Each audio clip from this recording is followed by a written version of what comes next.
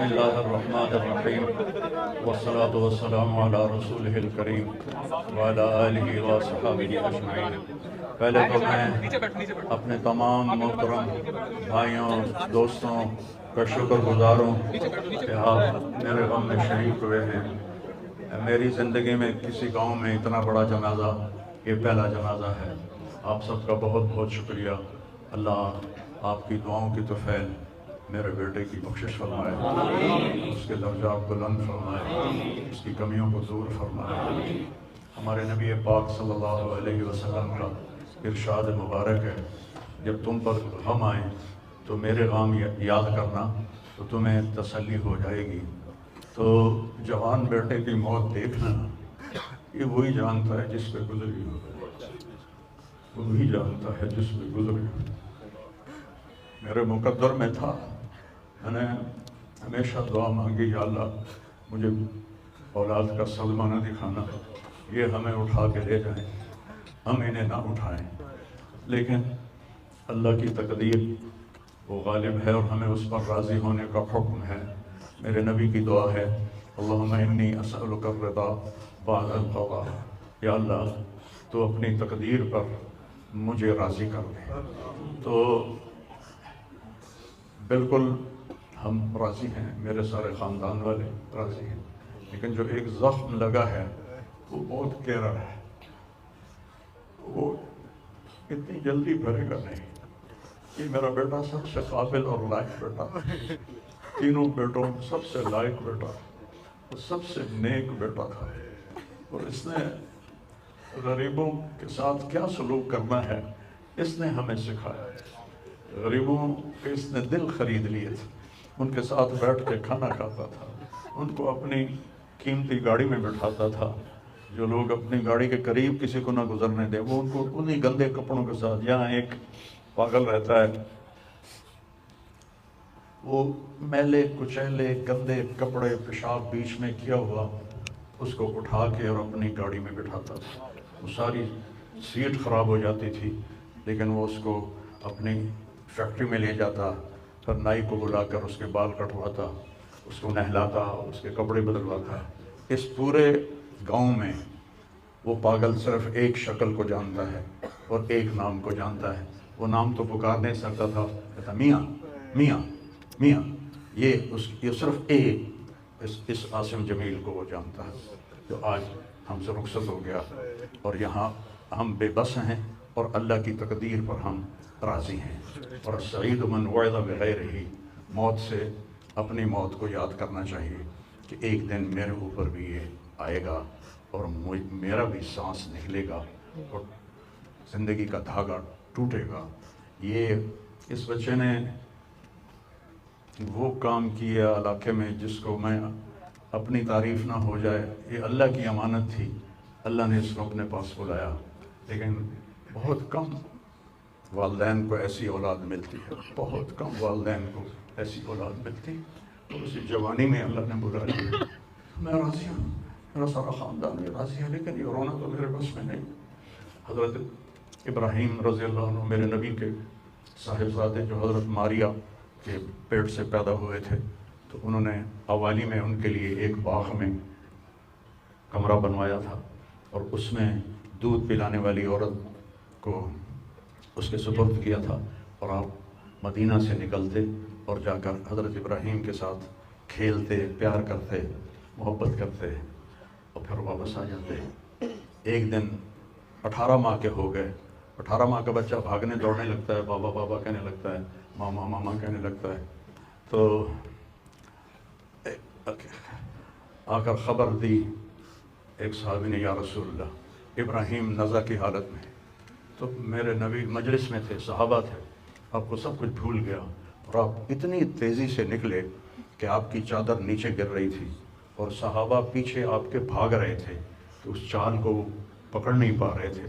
اور جو ہی آپ کمرے میں داخل ہوئے اور ابراہیم کو اپنی گود میں لیا، تو اس نے ایسے اپنے بابا کو دیکھا اور اس کی آنکھیں بند ہو گئیں، اور میرے نبی زار و قطار رونے لگے، اور فرمایا العین تدمع والقلب یحزن ولا نقول الا بما رضی اللہ تعالی بنا کہ ابراہیم بڑا دکھ دے کے جا رہے ہو، آنکھ اشک بار ہے اور دل زخمی ہے، لیکن ہم وہی کہیں گے جو اللہ کہتا ہے کہ ہم اللہ کی تخلیق پر راضی ہیں۔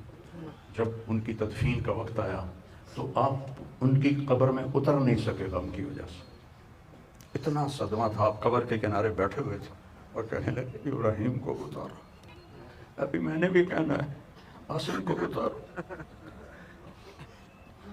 اور آپ کی آنکھوں سے پھر آنسو جاری ہو گئے۔ پھر آپ نے ایک جملہ اور فرمایا کہ ابراہیم اگر یہ مجھے پتہ نہ ہوتا کہ میں بھی تیرے پیچھے ہی آنے والا ہوں، جلدی آنے والا ہوں، تو میں اتنا غم کا اظہار کرتا کہ لوگ دیکھتے، لیکن میں بھی تیرے پیچھے ہی آ رہا ہوں، 6 مہینے بعد آپ کا بھی وصال ہو گیا۔ تو پھر واقعہ کربلا اتنی بڑی تسلی ہے پوری امت کے لیے کہ کسی نبی کی نسل پوری تحقیق کر دی جائے اور ان کے لاشوں پہ گھوڑے چلا دیے جائیں اور ان کے سر کاٹ کے نیزوں پہ چڑھا دیے جائیں۔ آخری وقت میں امام علی علیہ السلام نے ایک بچہ بچ گیا تھا، عبداللہ 2 سال کا، تو آپ نے فرمایا میرا بچہ مجھے ملا تھا، باپ بھی تو تھے، باپ بھی تھے، میرے باپ کو اچانک ہارٹ اٹیک ہوا، میری ایک بہن لاہور تھی ایک فیصل آباد، کہتے کہتے مر گیا، میری یہاں دھیاں میں نو ملا دیو، میری یہاں دھیاں میں نو ملا دیو، دھیاں بیٹی کہتے ہیں ہماری ضرورت نہیں پہنچ سکی، مر گئے۔ تو آپ نے کہا یہ معصوم بچہ ہے، اس کو کوئی کیا کہے گا، تو عبداللہ کو لایا گیا اور آپ زخموں سے چور بیٹھے تھے، تو آپ نے عبداللہ کو اپنی گود میں بٹھایا اور ان کو پیار کیا، سر پہ بوسہ لیا اور اس کو ایسے دیکھ رہے تھے کہ ادھر حرملہ بن موقد النار نے تاک کے تیر مارا، وہ تیر اوپر چلا جاتا، دائیں بائیں چلا جاتا، پر میرے رب کو ابھی اور امتحان منظور تھا، سیدھا یہاں آ کے لگا اور یہاں سے پار ہو گیا اور خون کا فوارہ ابلا۔ تو آپ نے اپنی ایسے لپ میں لے کر یوں کیا، یا اللہ یہ تو راضی ہیں تو میں بھی راضی ہوں، یہ تو اس گل تے میرے تے راضی ہیں تو میں بھی راضی ہوں، پر انہاں دے کول بدلہ تو ضرور لیں، اور خون اچھال دیا۔ اور پھر وہ بھی شہید ہوئے اور ان کے بیٹے بھی شہید ہوئے، ان کے بھتیجے بھی شہید ہوئے، ان کے 5 بھائی شہید ہوئے۔ تو بھائیو، بے شک وہ بڑی اونچی ذات تھے، پاکیزہ لوگ تھے، اللہ تعالیٰ کے محبوب مقرب لوگ تھے۔ ہم یہ آزمائش کبھی نہیں مانگتے، نہ ہی کبھی مانگنا۔ اللہ اولاد کے صدمے سے سب کو بچائے، اللہ اولاد کے صدمے سے سب کو بچائے۔ تو چھوٹے چھوٹے غم کے قابل نہیں ہیں، میرے اوپر تو بہت بڑا غم ہے۔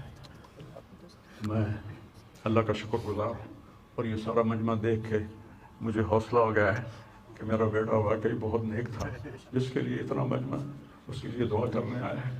40 آدمی جنازے میں ہوں اور میت کے لیے دعا کریں تو میرے نبی نے فرمایا اس کی بخشش ہو جاتی ہے، اور یہ تو ماشاءاللہ ہزاروں گنتی سے بھی باہر مجمع کھڑا ہوا ہے۔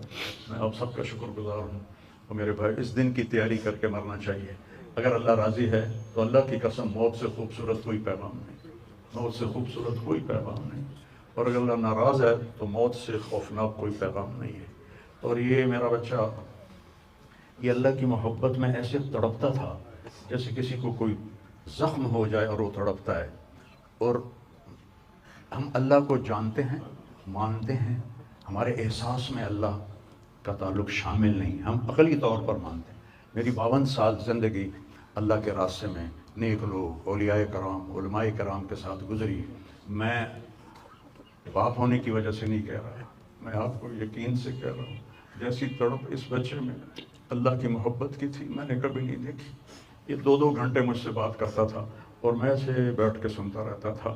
بولنے والا کب سنتا ہے کسی کی بات، لیکن یہ ان پڑھ، بالکل ڈسلیکسیا کا مریض تھا، حروف کی پہچان نہیں تھی اسے، تو اس لیے نہ یہ پڑھا، نہ دین کا کچھ پڑھا، نہ دنیا کا کچھ پڑھا، لیکن اللہ نے اس کو عقل، فہم اور اپنی محبت ایسی دی تھی کہ ہمیں محسوس ہوتا تھا کہ اس کے اندر اس محبت کی آگ ہے۔ اور اپنی ماں سے کہتا، ماں دعا کرنا میں مر جاؤں، میں اللہ سے ملنا چاہتا ہوں، میں اس گندی دنیا سے تنگ آ گیا ہوں۔ 30 سال کی عمر میں اس نے یہ کہنا شروع، میں جانا چاہتا ہوں، اگر اللہ مجھے کہے کہ تمہیں رہنا ہے یا جانا ہے، 1 سیکنڈ میں کہوں گا مجھے تیرے پاس آنا ہے، مجھے تیری ملاقات کا شوق ہے۔ اور مجھ سے پوچھتا، بابا آگے اللہ ملے گا مجھے؟ میں نے اس سے بڑی باتیں کرنی ہیں، مجھ سے ملے گا؟ میں نے کہا انشاءاللہ آج تم ملو گے اپنے اللہ سے، ضرور ملو گے، تیری تڑپ، تیری تمنا رہتی تھی میں اللہ سے ملوں۔ تو میں نے اپنی زندگی میں صرف ایک آدمی دیکھا ہے، یہ بچہ، جس کے احساسات میں اللہ کی محبت تھی، احساسات۔ جیسے ہمارے درد ہمارے احساس میں بھی جب شامل ہوتا ہے پھر ہم ہائے ہائے کرتے ہیں، اور جب تک شامل نہیں ہوتا تو ہم چلتے رہتے ہیں۔ اس بچے کو اللہ نے اپنی قدرت سے یہ تعلق اور محبت عطا فرمائی تھی، اور بس میں اور کیا تعریف کروں، میرا تو سینہ ویسے ہی زخمی ہے۔ یہ بہت عالی شان بچہ اللہ نے مجھے دیا تھا، میں اللہ کی تقدیر پہ راضی، اس نے اسی کا تھا، اس نے لے لیا۔ بھائیو، موت سے پہلے مرنے کی تیاری کر لو، آپس کی لڑائیاں چھوڑ دو، آپس کے جھگڑے چھوڑ دو، آپس کی نفرتیں چھوڑ دو۔ مرنے والے سے پوچھو کہ نفرت کا کیا فائدہ ہے، جھگڑوں کا کیا فائدہ ہے۔ معاف کرنا سیکھو، معافی مانگنا سیکھو، معاف کرنا سیکھو، معافی مانگنا سیکھو۔ 5 نمازیں ہیں، کوتاہی نہ ہو۔ سال کے بعد روزے آتے ہیں، بیمار ہو تو اللہ کہتا ہے چھوڑ دو۔ حج اور زکوٰۃ پیسے والوں پر ہے۔ تو ٹوٹل ایمان کے بعد 2 باتیں ہیں، ایک نماز ہے اور ایک روزہ ہے، اور اس کے بعد ایک حدیث میں سنا کر ہم جنازہ پڑھتے ہیں۔ میرے نبی نے فرمایا 4 باتیں سیکھ لو مجھ سے، 4، اب 5ویں بھی نہیں، 5ویں نہیں، 4 انگوٹھا کر کے کہ 4 باتیں مجھ سے سیکھ لو تو پھر دنیا بھی تمہاری ہے، آخرت بھی تمہاری۔ صدق و حدیث، ہمیشہ سچ بولنا، ہمیشہ سچ بولنا۔ آج نیت کرتے ہو؟ حفظ و امانت، کسی کو دھوکہ نہ دینا، کسی کے ساتھ 2 نمبری نہ کرنا، کسی کو اپنے مفاد اور پیسے کے لیے، اپنے منصب کے لیے اس کے ساتھ دھوکے بازی نہ کرنا۔ تیسری بات، حسن و خلیقت، اپنے اخلاق اچھے رکھنا، گالی، غیبت، الزام تراشیاں، جھگڑے، یہ چھوڑ کے اچھے اخلاق والے بن جاؤ۔ اور چوتھی بات فرمایا عفت فی طعمت، رزق حلال کماؤ۔ اب سارے مجمع سے میری اپیل ہے، آج کے بعد نماز پکی کرنی ہے اور سچ بولنا ہے اور کسی کو دھوکہ نہیں دینا اور اپنے اخلاق اچھے کرنے ہیں، کسی کو گالی نہیں دینی، کسی کو بے عزت نہیں کرنا اور رزق حلال کمانا ہے۔ تو انشاءاللہ میرے نبی کا وعدہ ہے، دنیا بھی تمہاری ہے، آخرت بھی تمہاری ہے۔ آؤ ہم اپنے بیٹے کو رخصت کریں۔